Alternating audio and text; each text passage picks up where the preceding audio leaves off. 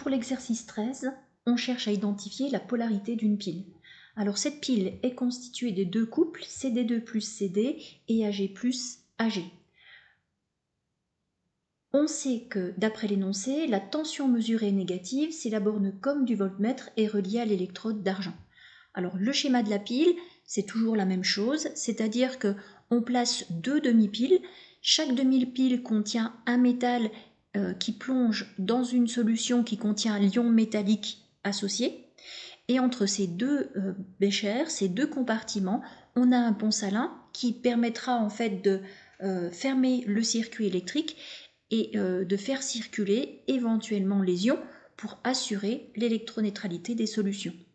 Alors dans notre cas, on voit que la tension est mesurée, c'est une tension à vide plus précisément parce que la pile ne débite pas, et cette tension à vide est négative lorsque la borne COM est reliée à l'électrode d'argent. Qu'est-ce que ça veut dire? Ça veut dire que forcément, si c'est négatif, eh ben, la borne plus est reliée à la borne COM du voltmètre. Donc la borne plus correspond à l'électrode d'argent, la borne moins correspond à l'électrode de cadmium. Voilà. Si on avait inversé en fait les branchements du voltmètre, on aurait à ce moment-là eu une valeur positive. En clair, si l'électrode d'argent était sur la borne V du voltmètre, on aurait eu une tension de 1,2 volts. Donc maintenant qu'on a défini les bornes de la pile, on va pouvoir déterminer le sens de circulation des électrons. Donc on va se placer dans le cas où la pile débite, c'est-à-dire dire qu'on va relier les deux compartiments par un conducteur ohmique. Et on sait que la borne plus, c'est l'électrode d'argent, la borne moins, c'est l'électrode de cadmium. Par définition, eh bien, le courant va du plus vers le moins, et les électrons, forcément, eux, sont attirés vers la borne plus. Donc on peut mettre le sens de circulation des électrons dans ce sens-là, et au contraire, les électrons forcément vont quitter la borne négative, deux charges de même signe se repoussent, et donc ils vont quitter l'électrode de cadmium. Alors si les électrons quittent l'électrode de cadmium, ça veut dire que là, ils vont être formés. Donc, si c'est là qu'ils sont formés, il y a forcément, au niveau de l'électrode de cadmium, il y a eu une oxydation. Donc, s'il y a eu une oxydation, on peut écrire la demi-équation pour laquelle les électrons vont se trouver à droite de ces demi-équations. La seule possibilité avec le cadmium et les ions CD2+, pour qu'il y ait formation d'électrons, c'est qu'il y ait oxydation de CD pour donner CD2+, plus 2 électrons. Maintenant, en ce qui concerne la borne positive, donc les électrons y arrivent, c'est-à-dire qu'ils vont arriver au niveau de l'électrode d'argent où ils vont être consommés. Forcément, s'ils sont consommés, il y aura phénomène de réduction, et s'ils sont consommés, c'est forcément à partir des ions Ag+. On aura donc la demi-équation suivante. On a les deux demi-équations. On sait que on doit avoir le même nombre d'électrons transférés pour que la pile puisse débiter. Donc comme Ag+ consomme un électron alors que CD en fournit 2, il faudra multiplier par 2 la deuxième demi-équation. On ajoute ensuite membre à membre, et à ce moment-là, CD plus 2 Ag+ va donner CD2+ plus 2 Ag. Les deux électrons sont consommés d'un côté, sont formés de l'autre, ils n'apparaissent donc pas dans l'équation de fonctionnement de la pile. Le transfert d'électrons se réalise par un circuit extérieur, c'est-à-dire par l'intermédiaire des fils électriques et par l'intermédiaire, par exemple, d'un conducteur ohmique. C'est bien un transfert d'électrons indirect, ça ne va pas se faire directement entre les deux réactifs CD et Ag+, les électrons doivent déjà être transférés via en fait le circuit extérieur. Dans l'exercice 14, on utilise un ampèremètre. On a le circuit électrique qui est donné. Dans ce cas, la pile débite, c'est-à-dire qu'il y a bien un courant qui va circuler parce qu'on a mis un conducteur ohmique. D'ailleurs, on a associé dans le circuit en série un ampèremètre. D'après l'énoncé et d'après le schéma, l'ampèremètre indique une valeur négative. Cela implique forcément que le courant entre par la borne COM. Donc le courant grand I entre par la borne COM, cela implique aussi qu'il sort par l'électrode d'étain SN. S'il sort par l'électrode SN, eh bien forcément c'est la borne positive de la pile et l'autre électrode, celle de fer, correspondra à la borne négative. Donc maintenant qu'on a identifié les deux bornes de la pile par rapport au sens du courant, eh bien on va pouvoir trouver aussi le sens de circulation des électrons. Les électrons sont forcément attirés par la borne positive et ils sont repoussés par la borne négative. Deux charges de même signe se repoussent. Donc s'ils sortent de la borne négative, ça veut dire qu'ils ont été formés au niveau de l'électrode de fer. Voilà, donc on peut indiquer le sens de circulation des électrons sur le schéma. Et maintenant, on peut en déduire que l'électrode de fer fournit les électrons. Donc forcément, dans la demi-équation, on les écrira à droite. Cela implique aussi qu'il y a oxydation. D'où la demi-équation Fe qui donne Fe de plus 2 électrons. Au niveau de la borne positive, les électrons vont arriver, donc au niveau de l'électrode d'étain. Là, ils vont être consommés. La seule façon qu'ils soient consommés, c'est de réagir avec Sn de plus. Ce sera une réduction avec la demi-équation Sn de plus 2 électrons qui donne Sn. Alors, on écrit souvent avec un signe égal lorsqu'on utilise les demi-équations correspondantes. À partir de ces deux demi-équations, pour écrire l'équation de fonctionnement, il faut que le nombre d'électrons transférés soit le même. Ici, c'est le cas. L'électrode de fer va fournir 2 électrons. Les ions éteints vont consommer les 2 électrons. Il suffit simplement d'ajouter membre à membre les deux demi-équations et on trouve comme équation de fonctionnement l'équation suivante. Les électrons n'interviennent pas dans l'équation. On peut les simplifier étant donné qu'ils sont à gauche et à droite. Alors, comme dans l'exercice précédent, eh bien, on est dans le cas où il va y avoir un transfert indirect des électrons, les réactifs étant séparés dans deux demi-piles. Eh bien, forcément, si on a un transfert indirect d'électrons, ça va permettre à des électrons de circuler dans un milieu extérieur et donc de fournir de l'énergie électrique. Pour l'exercice 15, il faut déterminer la capacité électrique d'une pile. Alors on sait que d'après l'énoncé, il va y avoir réduction des ions argent. Donc, s'il y a réduction des ions argent, on peut écrire la demi-équation correspondante.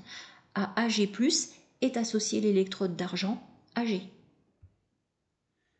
Il y a aussi forcément oxydation du métal qui constitue l'autre électrode. Donc ici, oxydation du nickel. D'où la demi-équation Ni qui donne Ni de plus 2 électrons. Donc, on a les deux demi-équations. On doit avoir le même nombre d'électrons transférés. Ici, il faudra donc multiplier par 2 la première demi-équation. On ajoute membre à membre ces deux demi-équations et on aura l'équation de fonctionnement de la pile Ni plus 2 Ag+, qui donne Ni de plus 2 Ag. Les électrons n'interviennent pas, on peut les simplifier à gauche et à droite. Maintenant qu'on a l'équation de fonctionnement, on va déterminer la capacité électrique de la pile. Donc, qu'est-ce que c'est que la capacité électrique? C'est la quantité maximale d'électrons transférés. Cela implique donc qu'il va falloir calculer cette quantité d'électrons maximale transférée. Donc il faut déjà raisonner d'un point de vue chimique et déterminer le réactif limitant. En clair, la pile sera usée quand il va manquer un des deux réactifs et il faut trouver en fait lequel. Donc on doit donc calculer les quantités initiales des réactifs. Donc on sait que y a le métal nickel qui réagit avec les ions argent. Pour calculer la quantité initiale de nickel, eh bien, comme on a la masse qui est fournie ainsi que la masse molaire, on va pouvoir trouver la quantité initiale en faisant le rapport M sur grand M, et en faisant l'application numérique, on trouve la valeur de 4,3 × 10-1 mol de nickel. En ce qui concerne les ions argent, comme eux sont en solution, on va utiliser le produit de la concentration par le volume. Le volume est donné, donc chaque compartiment est de 50 ml. La concentration initiale en ion argent est donnée aussi. On peut avoir la valeur de la quantité initiale d'ion argent. On a les deux quantités initiales. Attention, on ne peut pas se baser directement sur les valeurs pour trouver le réactif limitant. Il faut bien utiliser aussi l'équation de la réaction. Donc avec l'équation qu'on a écrite précédemment, on voit que à partir des nombres stoichiométriques, eh bien que pour une mole de nickel, il faut 2 moles d'ion argent. Donc pour déterminer le réactif limitant, on va comparer la quantité initiale de nickel sur son nombre stoichiométrique et la quantité initiale d'ion argent sur son nombre stoichiométrique. Avec les valeurs numériques précédentes, eh bien, on voit tout simplement que la valeur de la quantité initiale de nickel sur 1 est supérieure à la quantité de Ag+ initiale sur 2, qui vaudrait à ce moment-là 2,5 × 10⁻³ mol. Le nickel est largement en excès, cela implique que le réactif limitant est l'ion argent. Donc la pile va s'arrêter de débiter quand il n'y aura plus d'ion argent. La quantité d'électrons maximale dépendra donc de cette quantité d'ion argent. Pour la calculer, eh bien, on va travailler avec la demi-équation correspondante et grâce à cette demi-équation, on va faire le lien entre la quantité d'électrons et la quantité d'ion argent. D'après l'équation, on voit que 1 mol d'ion argent réagit avec 1 mol d'électrons. Donc la quantité d'électrons maximale, ça sera tout simplement la quantité de Ag+ initiale, c'est-à-dire que quand tous les ions argent auront été consommés, eh bien forcément, la quantité d'électrons maximale qui aura été transférée eh bien, correspondra à cette valeur initiale d'ion argent, soit 5,0 × 10⁻³ mol. On a la quantité d'électrons max, on sait qu'il y a un lien avec la capacité électrique, qui correspond à la charge électrique maximale que la pile peut débiter. Par définition, cette quantité maximale de charge électrique, c'est le produit de la quantité d'électrons par la charge transportée par 1 mol d'électrons. Et la charge transportée par 1 mol d'électrons, c'est le produit Na fois petit e. Effectivement, dans 1 mol d'électrons, on a Na électrons, c'est-à-dire le nombre d'Avogadro, et chaque électron possède une charge élémentaire qui est égale en valeur absolue à petit e. On remplace par les valeurs numériques. Donc Na, c'est le nombre d'Avogadro, 602 × 10⁻23. E, c'est la charge élémentaire, 1,60 × 10⁻⁻19 coulomb. La charge électrique maximale sera donc égale à 4,8 × 10⁻² coulomb. C'est la charge maximale qui correspond donc aussi à la capacité électrique de la pile. Pour l'exercice 22, on s'intéresse aux avions hybrides. On nous demande de nommer le dispositif évoqué dans la dernière phrase en italique. Cette dernière phrase indique que ça produit de l'électricité. Le dispositif est donc forcément une pile. Avec donc le dihydrogène et le dioxygène quand on regarde le dispositif qui est indiqué. Donc ce sont les deux réactifs qui vont être impliqués dans cette pile. Alors quand on regarde les couples fournis en données, on voit qu'on a le couple H+ H2 et on a le couple O2 H2O. Donc forcément H2 fait partie du couple, mais en deuxième position, c'est le réducteur. Si c'est le réducteur, forcément, il va subir une oxydation. O2, lui par contre, c'est le premier membre du couple. Il est donc oxydant, et par définition, un oxydant va subir une réduction. Alors, Si H2 réducteur subit une oxydation, ça veut dire aussi qu'il va former des électrons. Le seul moyen de former des électrons, c'est d'écrire la demi-équation H2 qui donne 2H+, plus 2E-. Pour O2, lui, il va consommer les électrons et la demi-équation associée peut s'écrire de cette manière. Donc à noter que il y a une règle, lorsqu'il manque des atomes d'oxygène d'un côté, on ajoute de l'eau, et s'il manque l'élément hydrogène, on ajoute des ions H+.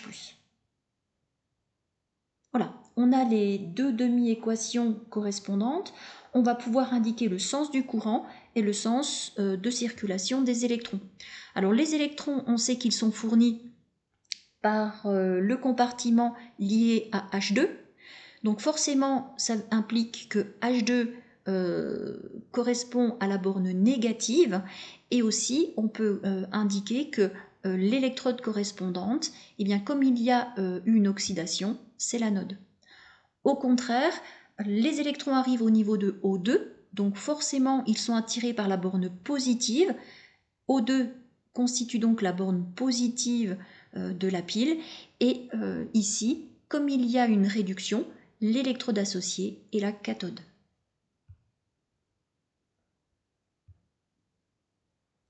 On nous demande pour la question suivante la charge électrique Q débitée. Qu'est-ce qu'on nous donne dans l'énoncé? On nous donne l'intensité du courant et la durée de fonctionnement. Donc par définition, c'est une relation qu'on utilise en électricité. Q est égal à I fois delta T. Alors on peut éventuellement laisser delta T en heures. À ce moment-là, la charge s'exprimerait en ampères heure. En général, dans le système international, on préfère mettre delta T en secondes pour avoir une charge électrique qui s'exprime en coulomb. Voilà, donc là, c'est la quantité d'électricité qui est transportée. Maintenant, on va faire le lien avec la chimie parce qu'on nous demande la masse de dihydrogène gazeux qui va être consommée. Alors, pour faire le lien, il faut passer par rapport aux électrons. On connaît le lien qui existe entre la charge électrique et la quantité d'électrons, lien qu'on a vu dans l'exercice précédent. Donc par définition, c'est la quantité d'électrons multipliée par la charge transportée par une mole d'électrons, et la charge transportée par une mole d'électrons, c'est Na fois petit e. Donc je répète, Na c'est le nombre d'Avogadro, donc c'est le nombre d'électrons dans une mole, et E c'est la valeur absolue de la charge d'un électron, d'où la définition qui permet d'avoir la quantité d'électricité grand Q. Donc on l'a calculé précédemment, justement, cette charge grand Q, on peut en déduire la quantité d'électrons qui circulent. Et on trouve une valeur de 29,9 mol. Comme on s'intéresse au dihydrogène, on va prendre en compte la demi-équation liée au couple H plus H2. On sait que c'est avec le dihydrogène qu'il y a eu une oxydation, et quand on regarde cette demi-équation, on voit que quand une mole de dihydrogène réagit, il se forme 2 moles d'électrons. En clair, eh bien, si on fait un lien avec une équation, N de H2 sur 1 est égal à N électrons sur 2. On peut en déduire la quantité de H2, plus précisément la quantité de H2 qui sera consommée. Donc on avait trouvé 29,9 moles pour la quantité d'électrons transférés. Ça fait, en arrondissant, une quantité de H2 qui est égale à 15,0 moles.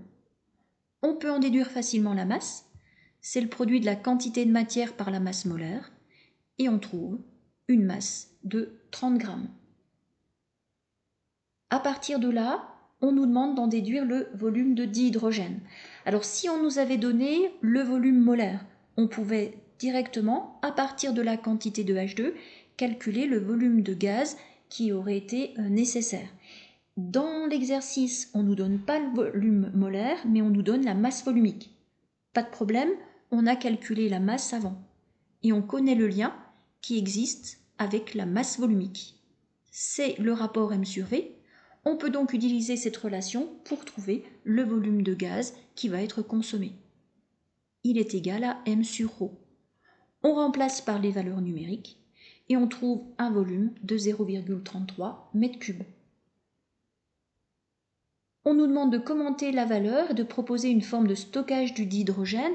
Eh bien, on voit que cette valeur est faible par rapport au volume de kérosène qui pourra être utilisé dans un avion. Donc, il est possible d'aménager un petit réservoir pour stocker le dihydrogène nécessaire.